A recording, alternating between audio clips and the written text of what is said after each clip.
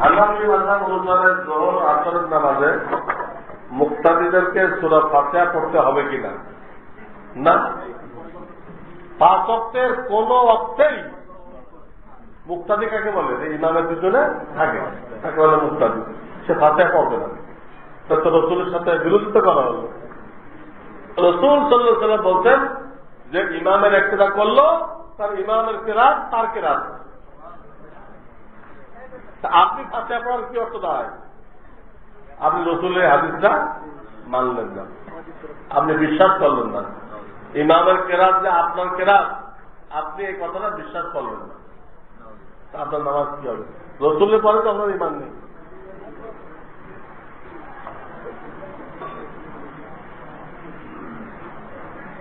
গোসলের পরে কি নামাজ পড়ার জন্য আবার উযু করার দরকার আছে? গোসলের পরে আর উযু করার দরকার নেই, তার গোসলের আগে উযু করে নেওয়া সুন্নত। গোসলের আগে উযু করে নেওয়া সুন্নত। ইকামত দেওয়ার সময় মুক্তাদি জবাব কিভাবে দিবে? হয়তো মুয়াজ্জিন যেই বলে শেষ করবে ওটা বলবে, আশহাদু আল্লা ইলাহা ইল্লাল্লাহ, আশহাদু আল্লা ইলাহা ইল্লাল্লাহ, শেষ করলো। হ্যাঁ, আপনি বলেন আশহাদু আল্লা ইলাহা ইল্লাল্লাহ, আশহাদু আল্লা ইলাহা ইল্লাল্লাহ। মুয়াজ্জিন বলতেছে হাইয়া আলাস সালাহ, হাইয়া আলাস সালাহ, আপনি বলেন লা হাওলা ওয়ালা কুওয়াতা ইল্লা বিল্লাহ, লা হাওলা ওয়ালা কুওয়াতা ইল্লা বিল্লাহ।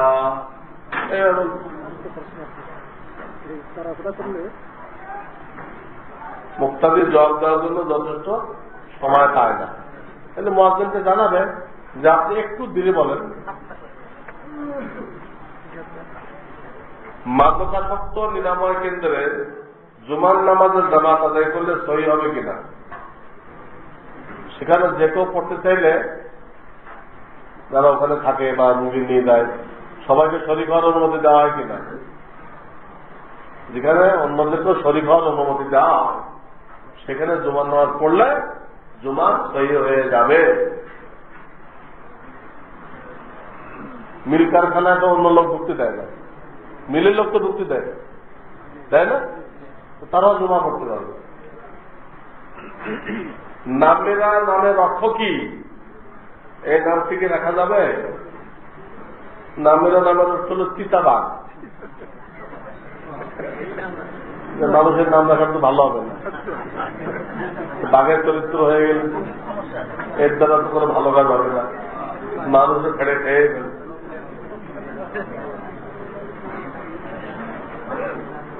দুনিয়াবি শিক্ষা না জায়েজ কিনা?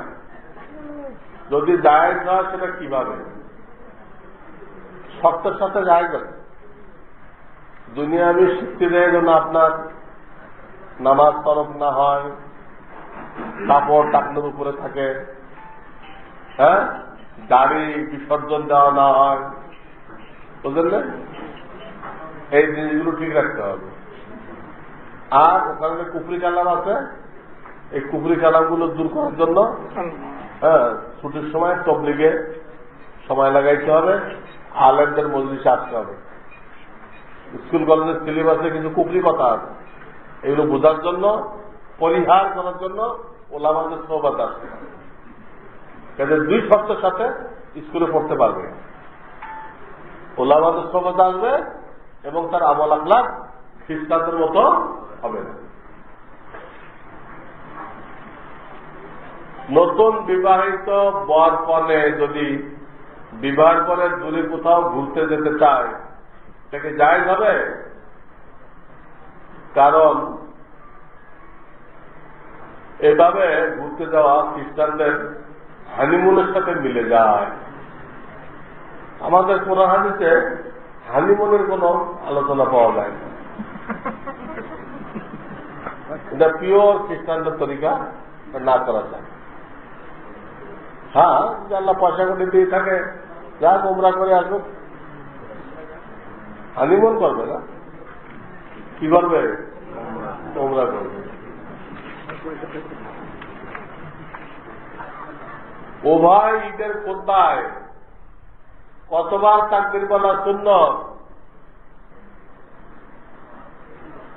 শুধু তাকবীর? এটা আমার লেখা আমাল সুন্নাহ আপনাদের কাছে নেই? হ্যাঁ, আমাল সুন্নাহ এর সর্বশেষ পৃষ্ঠায় দেখেন লেখা আছে, প্রথম খোদ্দায় বলে পড়তেছে 9 তাকবীর, আর দ্বিতীয় খোদ্দা শুরু শেষে মিলে 14 তাকবীর। তবু আপনারা আমাল সুন্নাহ কিতাবে শেষ পৃষ্ঠাটা দেখে নেবেন। কোন পৃষ্ঠা? ওখানে দেখে তো আল্লাহ আল্লাহ ওই তাকবীর না, শুধু আল্লাহ আকবার, শুধু আল্লাহ। একজন লোক নামাজি ব্যক্তির কতটুকু সামনে দিয়ে যেতে পারবে? যদি এরকম বড় মসজিদ হয় তাহলে 2 কাতার সামনে দিয়ে যেতে পারবে। ছোট মসজিদ হলে, বড় মসজিদ হলে 2 কাতার বাদ দিয়ে সেটা যেতে পারবে। 2 কাতার বিদ্যুতে যাইতে হলে তার লাঠি ধরতে হবে, না রুমাল ধরতে হবে, এটা কিছু করতে হবে।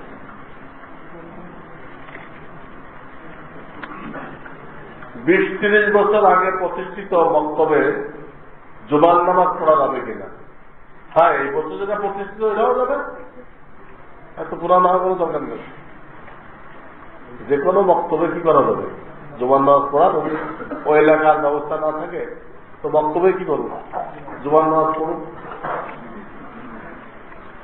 রুমে যদি প্রাণীর ছবি থাকে ওই রুমে নামাজ পড়া যাবে কিনা? মাকরুহ। বিশেষ করে সামনের দিক থাকলে কঠিন মাকরুহ, কঠিন মাকরুহ।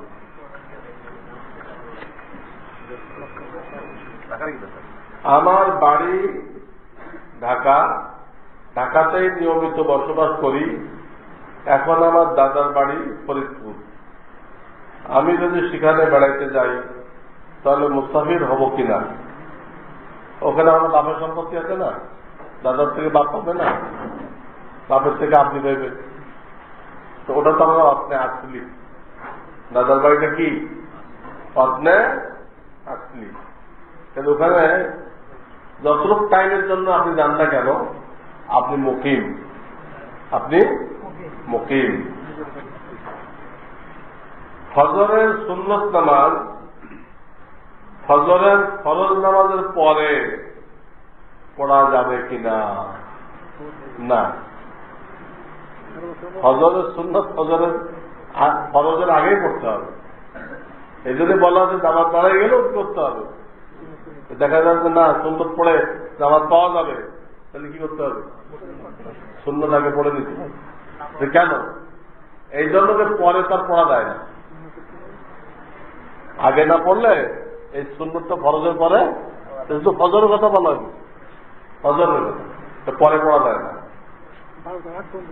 আগে করে নিচ্ছি আগে বললে করতে হবে। কাজা নামাজের মশলা হলো তখনই বুঝতে পারবেন যে আমার নামাজ কাজা হয়ে গেছে, তখনই পড়ে নেবে, তাহলে কাজার কাফারা হয়ে যাবে।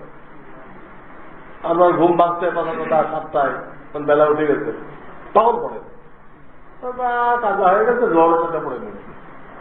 এটা ঠিক, এটা কাফারা হবে, কাজা আদায় হয়ে যাবে, কাফারা হবে না। গোসলের 3 ফরজ, এটা কি সাধারণ গোসলের মধ্যেও লাগবে?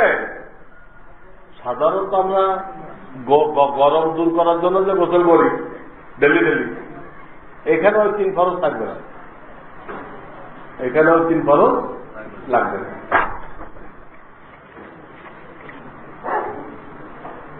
কোকা কোলা খাওয়ার ব্যাপারে মশলা কি? যেগুলো জানা যায় কাদিয়ানি ইহুদিদের প্রোডাক্ট, এটা বৈধ হলে হালাল হলে খাওয়া তো যায়, কিন্তু না খাওয়াটা হলো ইমানি টাকা যা, এই টাকাগুলো তারা আমাদের বিরুদ্ধে ব্যবহার করছে। ইমানি টাকা যা হলো না খাওয়া।